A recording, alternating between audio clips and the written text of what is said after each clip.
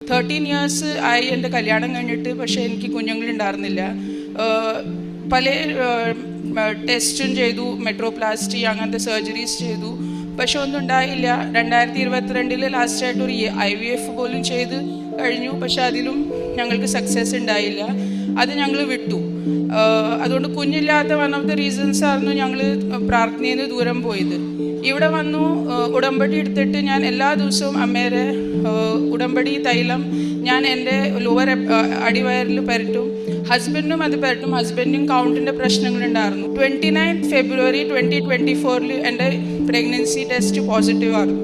ഇവിടുന്ന് പോയതിന് ശേഷം പീരിയഡ്സ് വന്നേ ഇല്ല. ഞാൻ 29 ഫെബ്രുവരി 2024 എനിക്ക് പോസിറ്റീവ്. ഞാൻ എൻ്റെ പീരിയഡ്സ് മിസ്സായപ്പോൾ ഹസ്ബൻഡിനോട് പറഞ്ഞു എനിക്ക് പ്രഗ്നൻസി ടെസ്റ്റ് ചെയ്യണം. അപ്പോൾ ഹസ്ബൻഡ് പറഞ്ഞു നീ അത് ചെയ്യണ്ട, അത് നെഗറ്റീവേ വരുള്ളൂ. നെഗറ്റീവ് വന്നാൽ എനിക്ക്